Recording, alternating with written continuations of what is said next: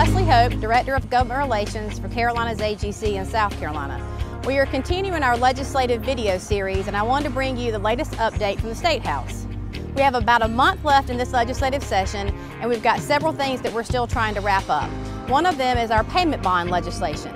This bill was filed by Carolinas AGC earlier this year in response to a South Carolina Supreme Court ruling, and we are trying to restore the expectations of the industry when it comes to payment bonds.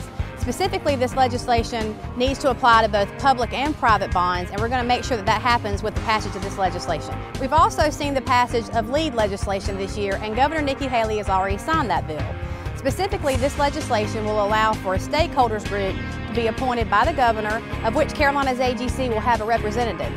The legislation will also give stakeholders an opportunity to review new versions of LEAD as published by the USGBC. This will also allow stakeholders to not only review those changes, but submit them to the legislature and ask them to consider any changes or any areas that we have concerns with. This is a huge change in the law here in South Carolina, and we work with several members of the industry and several stakeholder groups to get the legislation passed this year.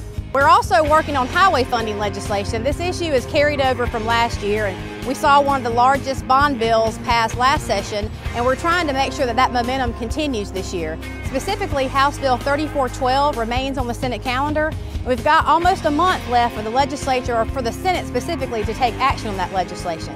If they were to pass that bill, we could see as much as another $50 million go into DOT, and that money could be bonded to continue to build new roads and bridges and to maintain the ones that we currently have in South Carolina. So this is an issue that we urge our members to continue to have communications with their legislators, both House members and senators, and encourage them to pass 3412, and also encourage Governor Nikki Haley to sign the bill once it reaches her desk so that we continue to improve the roads here in our state.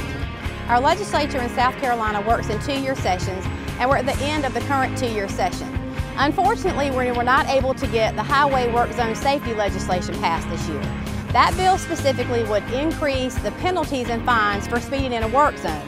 Those penalties and fines would then be submitted to the Treasurer's office and would allow the state to hire more highway patrolmen and have them certified and trained in work zone safety and ensure additional blue lights in the work zones throughout the state. Unfortunately, we had one objection in the Senate that did not allow us to get that bill completed this year, and we're going to be working to file that bill again next session. Unfortunately, we'll have to refile the legislation because all bills that don't pass by the first week of June will have to be resubmitted for consideration next session. Thanks again for stopping by and viewing our videos. We'll do at least one more after the session ends in June with a complete wrap-up of the legislative session and provide you all the details of what took place both this year and last session. Thanks.